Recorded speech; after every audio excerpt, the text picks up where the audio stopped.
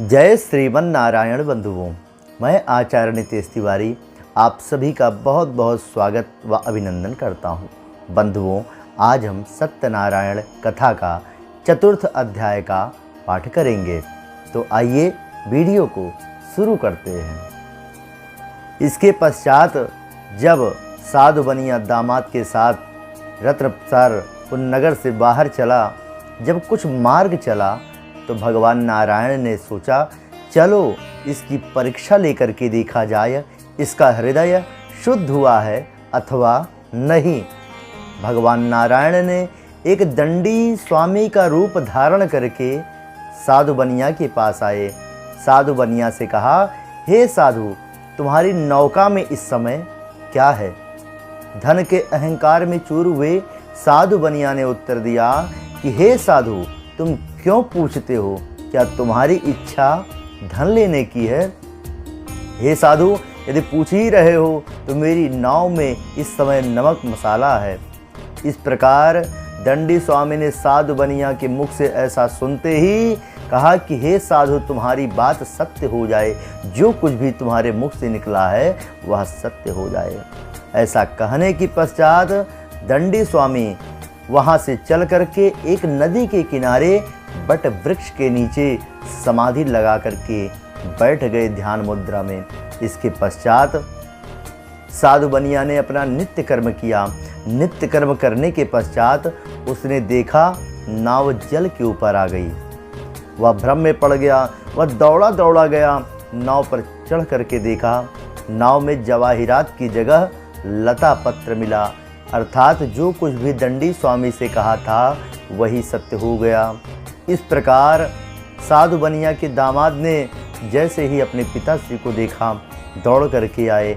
बोले, हे पिताश्री, व्यर्थ में क्यों चिंता करते हैं? आपको उन्हीं दंडी स्वामी का श्राप है, उन्हीं की शरण में जा करके आप क्षमा मांगें, वे ही आपके अपराधों को क्षमा करेंगे। इस प्रकार साधु बनिया जैसे ही दामाद की बात सुनता है, वह दौड़ा दौड़ा वहीं पर जाता है जहाँ पर दंडी स्वामी ध्यान मुद्रा में बैठे रहते हैं, और पहुँचते ही उनके चरणों में गिर जाता है। कहता है कि हे नारायण, मैंने आपके सामने झूठ बोलने का अपराध किया।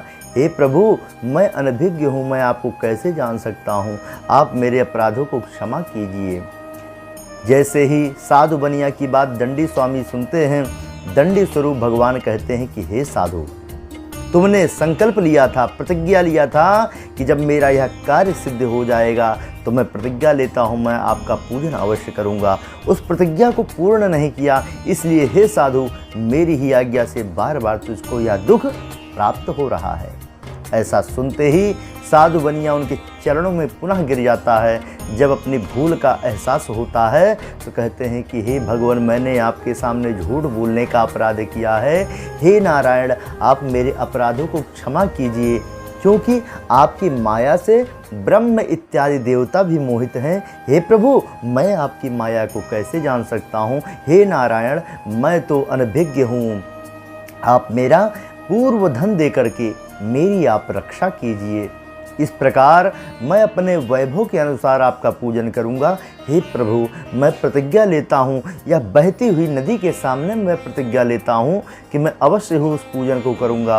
आप मेरी रक्षा कीजिए, क्योंकि धन से ही धर्म होता है। हे नारायण। ऐसा कहने के पश्चात दंडी स्वरूप भगवान प्रसन्न हुए और कहे कि हे साधु, तुम्हारा मनोरथ सिद्ध हो जाए, अर्थात तुम्हारा धन तुम्हें पुनः वापस मिल जाए।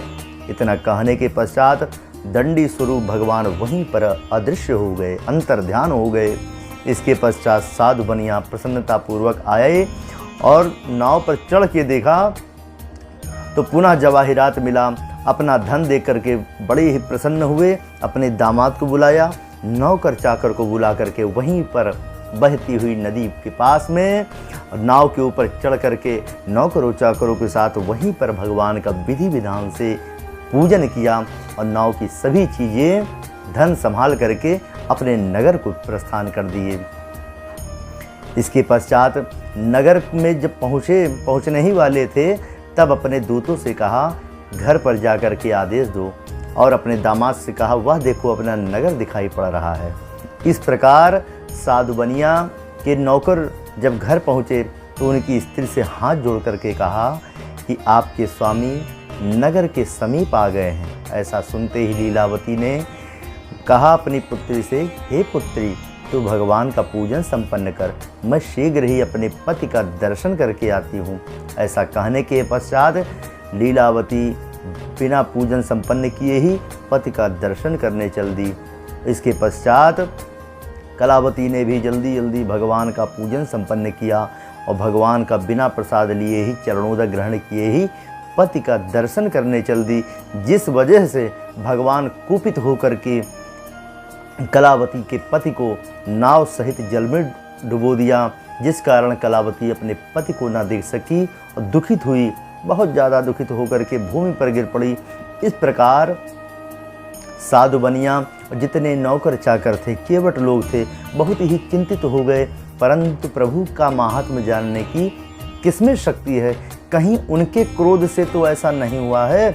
इस प्रकार साधु बनिया बहुत दुखी हुआ। कलावती ने मन में विचार किया, कल्पना करने लगी कि जब हमारे पति देव ही नष्ट हो गए, मेरा जीवन जीना सर्वथा व्यर्थ है, मुझे सती हो जाना चाहिए। इस प्रकार मन में कल्पना करके घर गई, पति का खड़ाऊ ले आई। इसके पश्चात साधु बनिया अपनी पुत्री को दुखित देख करके सबको, अपने नौकर चाकर इष्ट मित्र बंधु बांधव सबको सामने बुलाया और सबको साक्षी मान करके भगवान के सामने अपना भाव प्रकट किया कि हे नारायण, यदि आप मेरे इन कष्टों का निवारण करेंगे तो मैं प्रतिज्ञा लेता हूँ, मैं अपने ऐश्वर्य के अनुसार आपका पूजन यजन करूँगा, क्योंकि बार बार मेरी अज्ञानता पर क्रोधित होकर के वे मुझे कष्ट दिया करते हैं।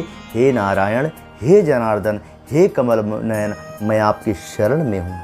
ऐसी प्रतिज्ञा जैसे ही करता है वह साधु, तुरंत आकाशवाणी होती है कि हे साधु, तेरी कन्या मेरा प्रसाद त्याग करके चली गई है। यदि घर जाकर के कन्या प्रसाद खा करके चरणों तक लेकर के पुनः वापस आवेगी तो निसंदेह इसका पति जीवित हो उठेगा।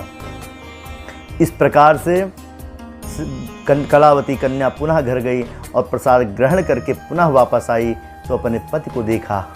इसके पश्चात अपने पिताश्री से कहा, हे पिताश्री, व्यर्थ में क्यों चिंतन कर रहे हैं, भगवान की कृपा से पतिदेव मेरे जीवित हो उठे हैं, अब चलें, घर चलिए, विलंब क्यों कर रहे हैं। तब साधु ने कहा, नहीं पुत्री, सबको एकत्र किया, सबके सामने भगवान नारायण का विधि विधान से पूजन किया।